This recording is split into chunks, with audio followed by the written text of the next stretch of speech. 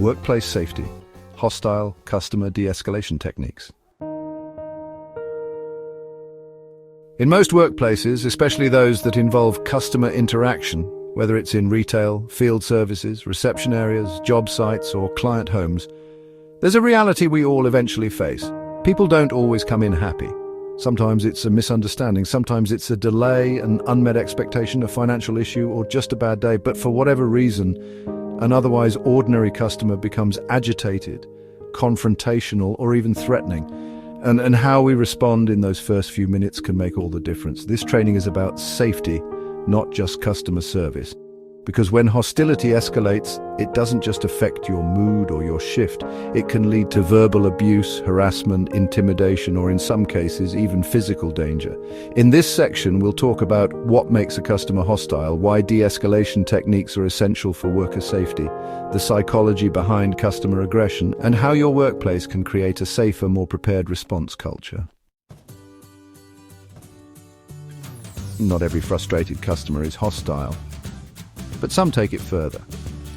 A hostile customer is anyone who expresses anger, agitation, or aggression in a way that threatens your safety, disrupts operations, or creates a toxic environment for workers or other customers. That can include yelling or shouting, insults, name-calling, or vulgar language, refusing to leave a location, threats of harm, verbal or implied, destruction of property or merchandise, reaching into your personal space aggressively, refusing to listen, and escalating in intensity.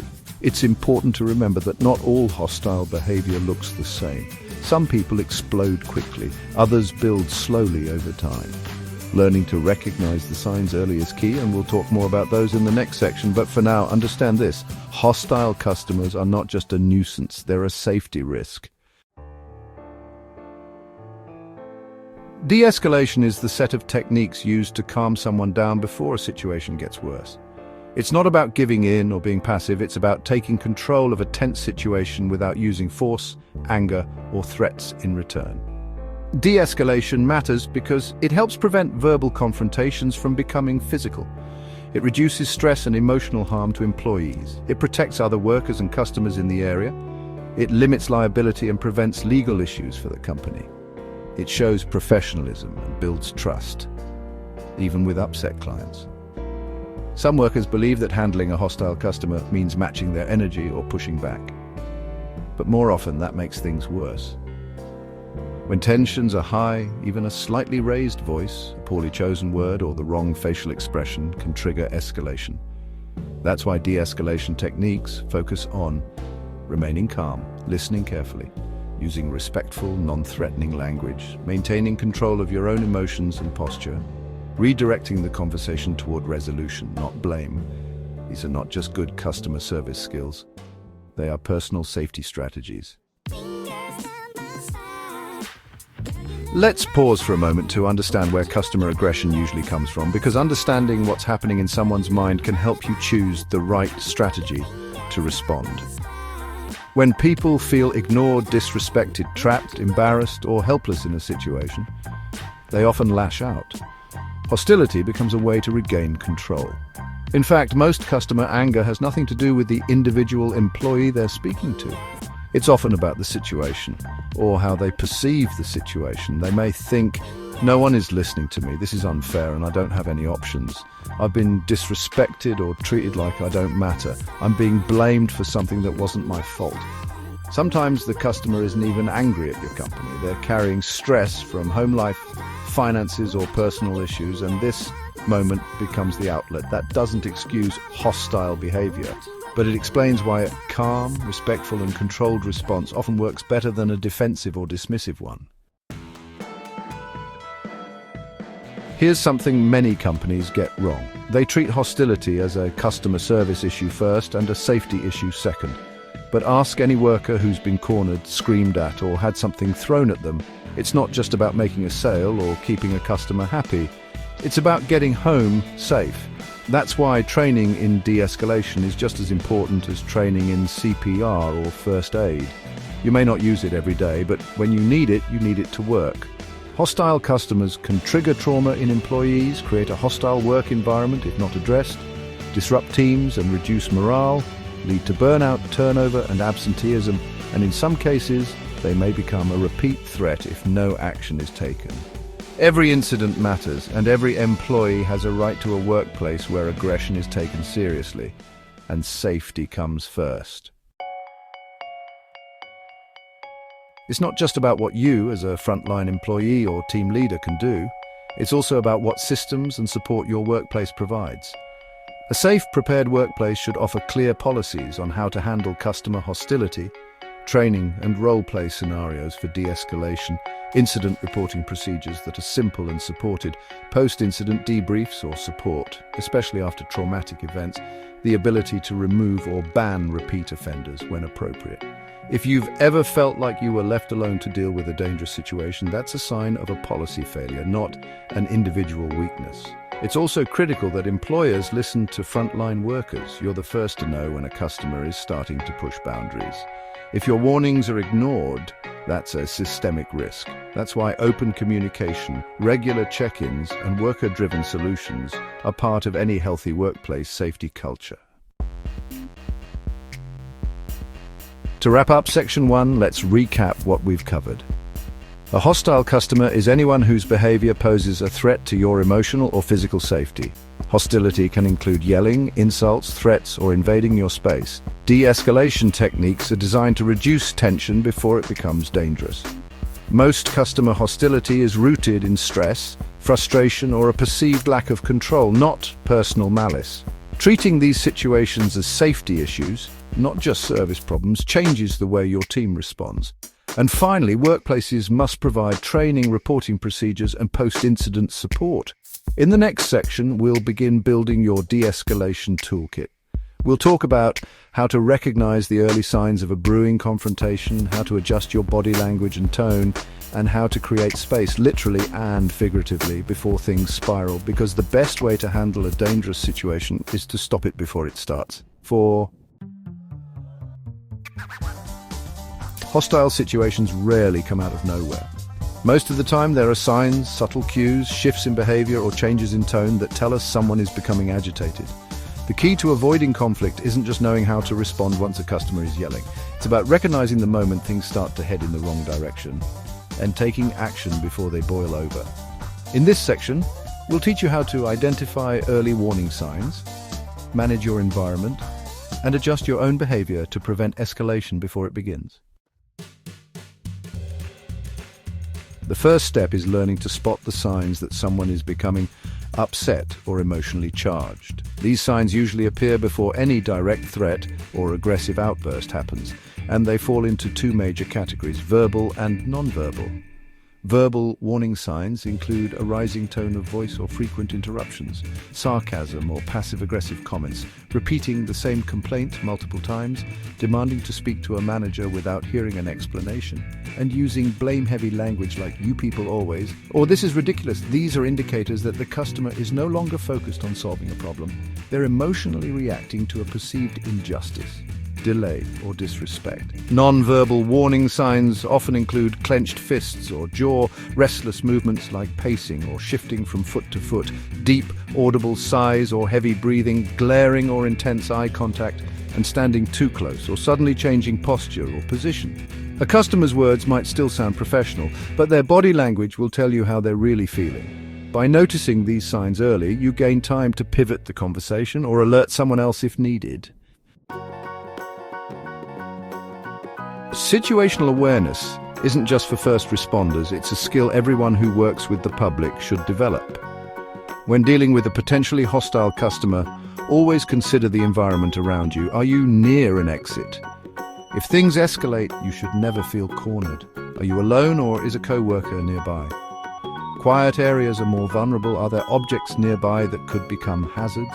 Phones, tablets, tools, or anything breakable should be kept out of reach. If you're in a fixed position, like a reception desk or field site, positioning your body so you can move away easily without turning your back is a simple but effective safety tactic.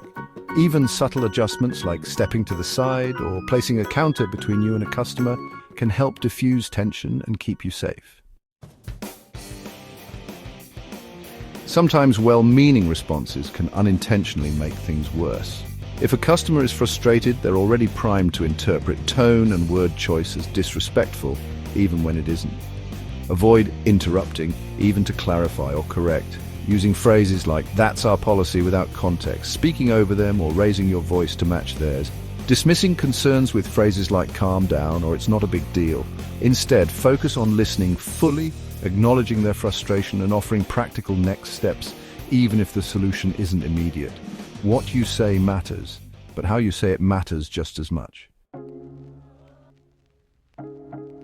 Now let's talk about prevention through presence, how your physical behavior can influence the tone of the interaction.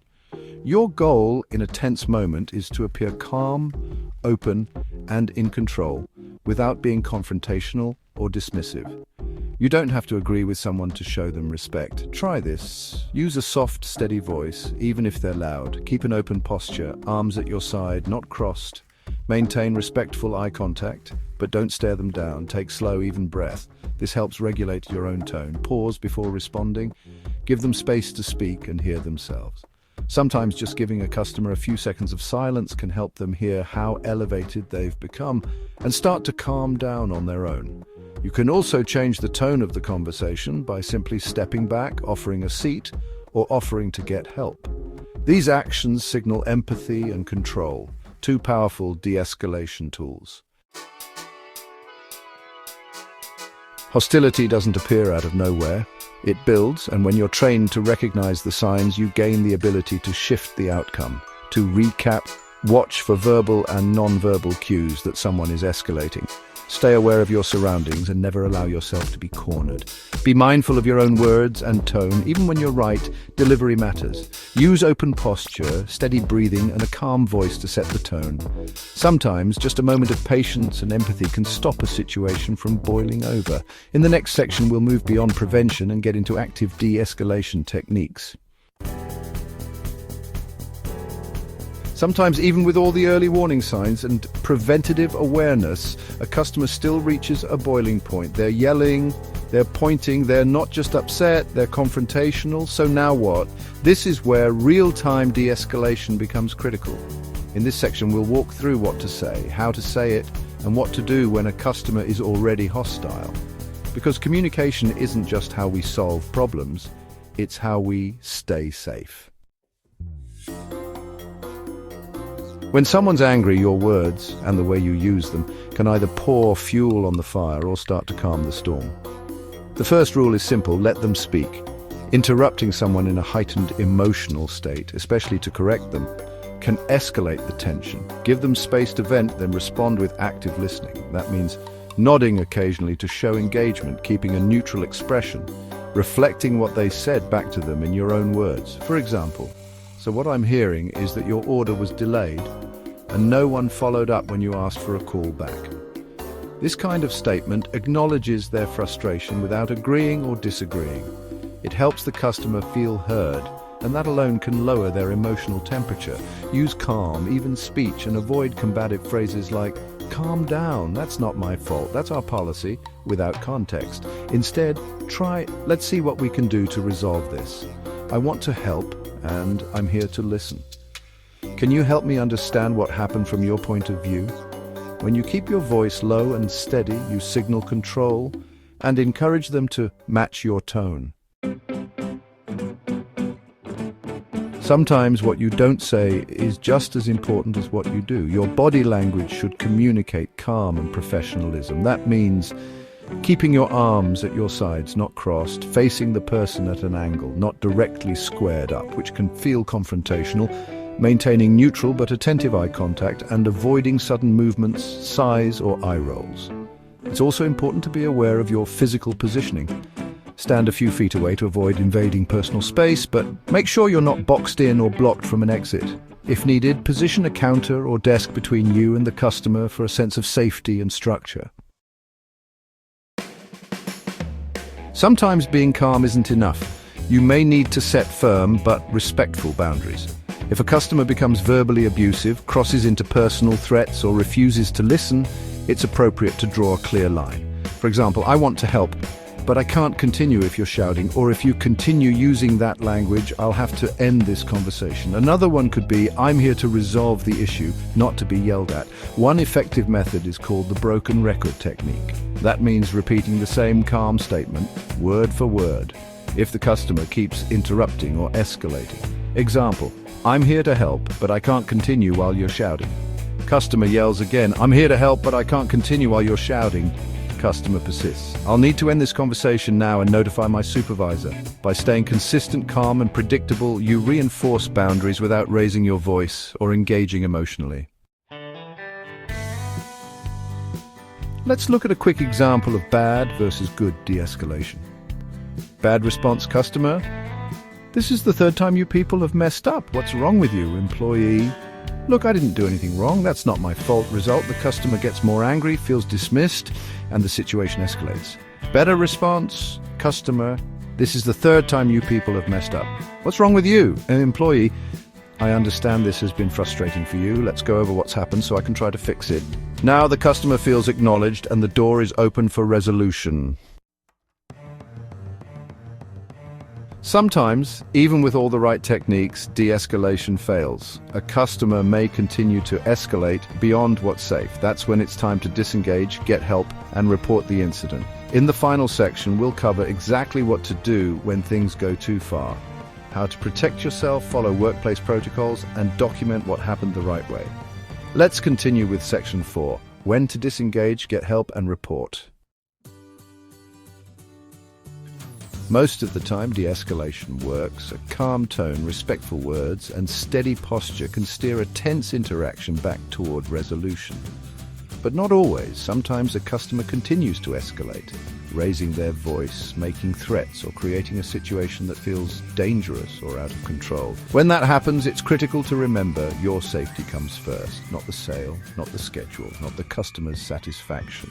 If a situation becomes unsafe, the priority is to disengage, get help, and report it immediately. Let's talk about how to do that the right way. Disengaging doesn't mean giving up. It means recognizing that further conversation isn't productive or safe. If you encounter any of the following signs, it's time to step away. The customer begins using threatening or abusive language. They invade your personal space, step forward aggressively, or block your exit. They ignore boundaries you've set or repeat the same threats. Their behavior becomes loud, erratic, or unpredictable. Even if no physical contact occurs, you do not have to tolerate escalating aggression. If you feel unsafe, say so, professionally and firmly. Here are a few phrases you can use. I want to help you, but I need to step away now for everyone's safety.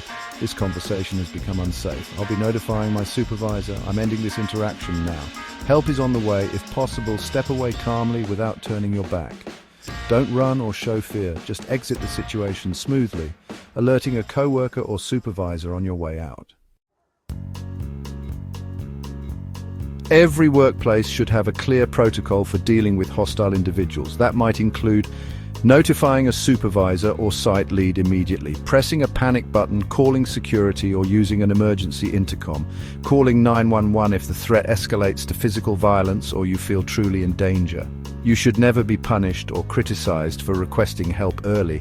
In fact, acting quickly can prevent larger problems. It's far better to overreact slightly than to hesitate and allow the situation to spiral.